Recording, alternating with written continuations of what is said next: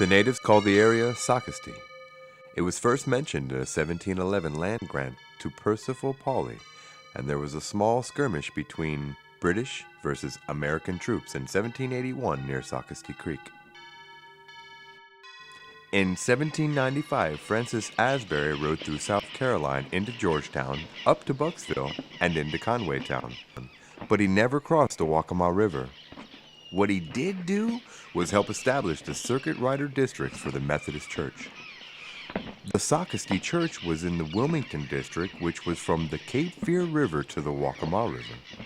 It was a difficult journey, and sometimes there was a danger, but Asbury often reflected, "We must take the people as we find them and make them better." We do not know the exact date of our beginning, although the first record is the deeding of the 1/2 acre of land on April 30th, 1818, as a donation from Philip Elks.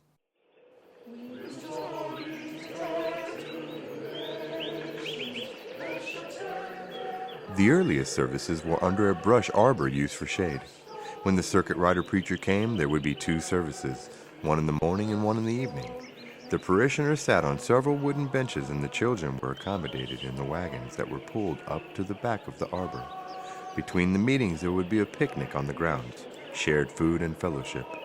The evening meeting would last into the night with preaching and much singing.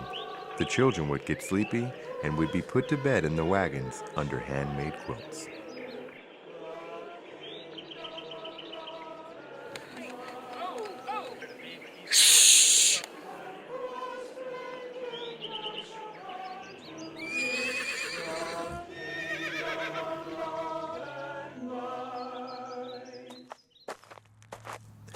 The original American Circuit Rider introduced Methodism to the colonies, and one preacher covered a large area.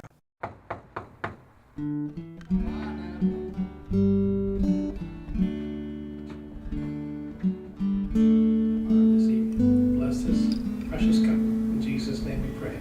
Amen. They were paid a small wage, but also with lodging. Other payment would be feed for his horse, usually oats, corn, or hay. The rider himself may get a chicken, eggs, or slab of bacon, beans, or potatoes, because there was just not enough money to spare. The hospitality of parishioners and the comforts of home were much appreciated in contrast to so many lonely traveled miles.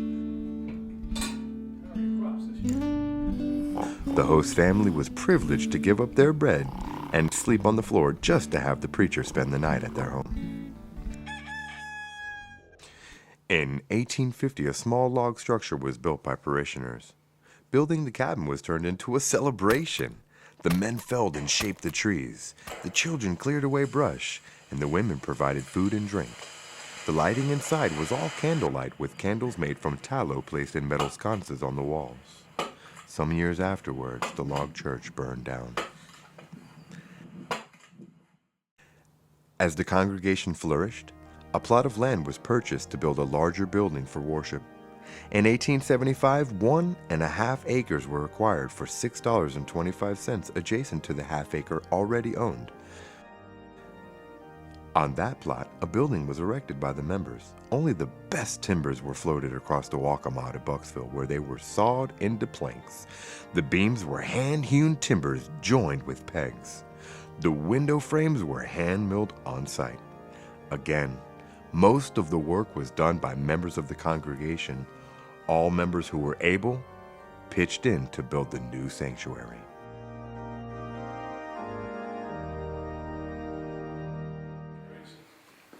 To be there and be in the midst of that sight, be in the midst of that crowd as they laid those palm branches down. Finally, the Socastee Church was ready for service. It had a front porch, 4 doors, high windows, and a strap ceiling with a wood stove for heat. It was lighted with kerosene lamps on 2 white pillared columns on each side of the preacher, so he had good light. However, in the summer, these lights only tended to roast the preacher, as well as light the Bible. There were no Sunday school rooms, only the one big meeting room, so certain pews were assigned to each class. All 5 classes met at the same time in that space, so it was not a quiet time for learning. One Sunday, the communion wine was left on the front pew before setting up the altar. A little boy who came along thirsty drank up all the wine. The communion service was delayed while more wine could be gotten.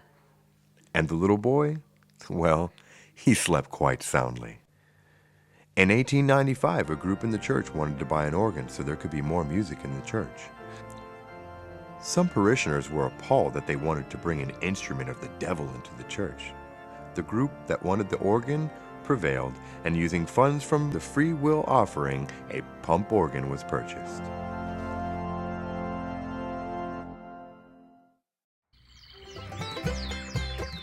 It was noted that the parishioners who lived west of the Socastee swamp would bring their hounds to church. It seems that crossing the swamp, especially after evening service, could be dangerous because of the alligators, snakes, and bears who lived there. The hounds both warned the parishioners of dangers and scared off the critters. The dogs stayed in the back of the church, but the sermons were too long for them. They would scratch at the doors till someone came to let them out. These marks are still on the doors today. In 1932, it was decided that the organ could no longer be repaired, so a piano should be purchased. Being the middle of the Depression, money was hard to come by. A fundraising idea was devised by the youth to raise needed money. Most of the families in the church had chickens, so extra chickens and eggs were loaded into an old Model A Ford taken to Conway and sold in the market each Saturday until finally enough money was raised to put a down payment on the used piano. The Model A was now named the Hen Truck, since it traveled to the market so many Saturdays.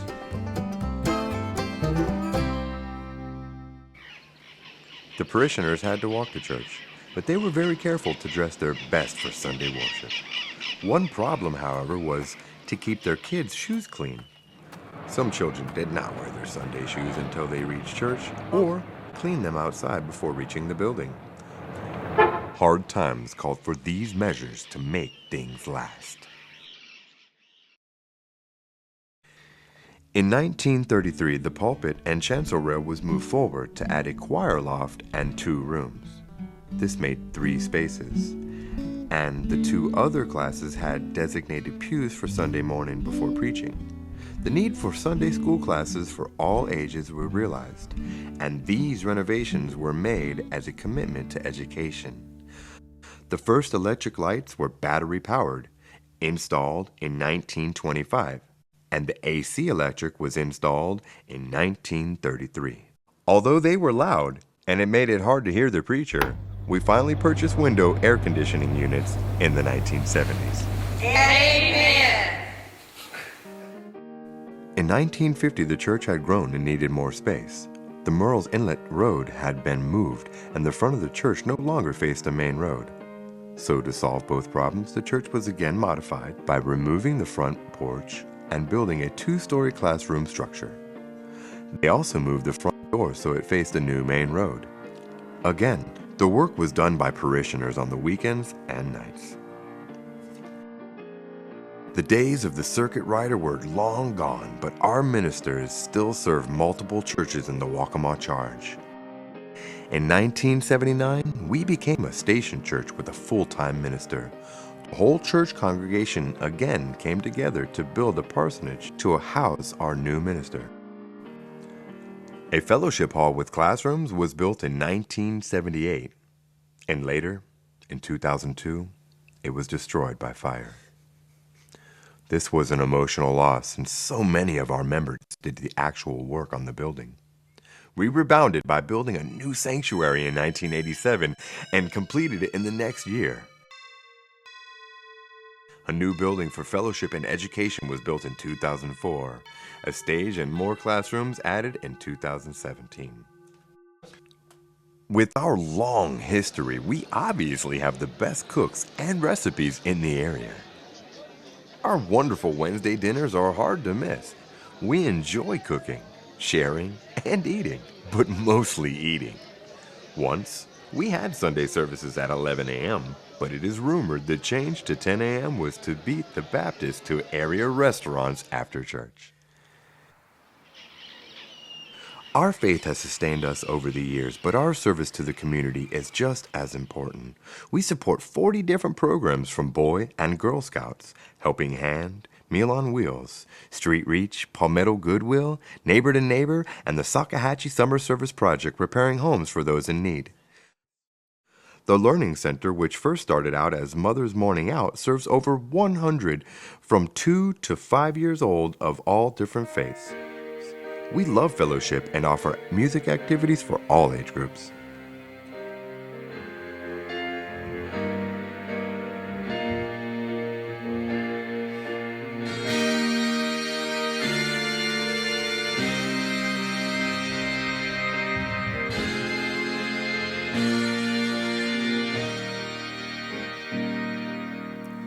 We've a story to tell to the nations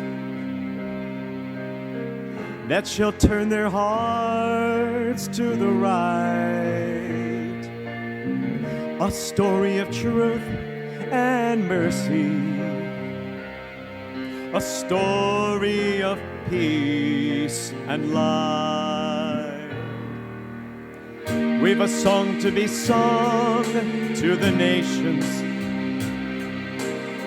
that shall turn their hearts to the Lord. A song that shall conquer all evil and then shatter the spear and sword. For the darkness shall turn to dawning, and the dawning till noonday bright. And Christ's great kingdom shall come to earth, the kingdom of love and light. We've a story to tell, a story of peace and life. As our 200th anniversary approaches, we ask that you join with us in service to the community. We ask that you keep us in your prayers. If you're looking for a home to express your faith, we invite you to visit us anytime. Here at Socastee United Methodist Church, we embrace our colorful past and 200-year history, but do not rest on it. Our work is not yet done. This is a beginning to establish a new commitment for another journey in faith and service until we hear, "Well done, thou good and faithful servant."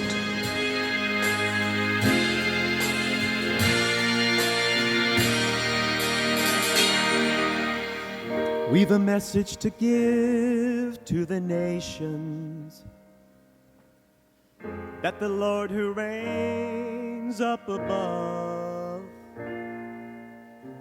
has sent us his Son to save us and then show us that God is love.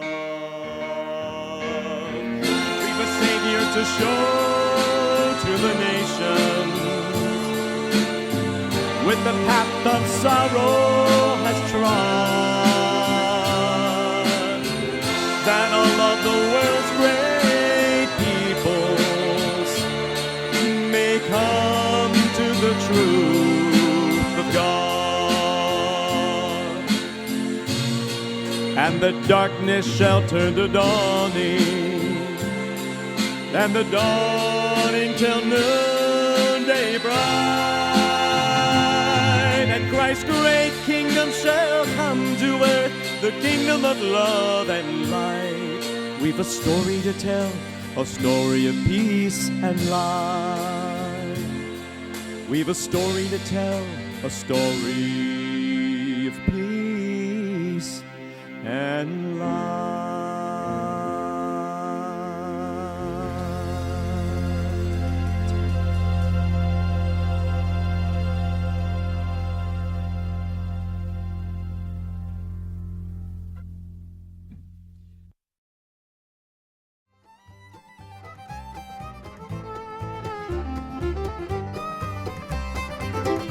We've a Savior to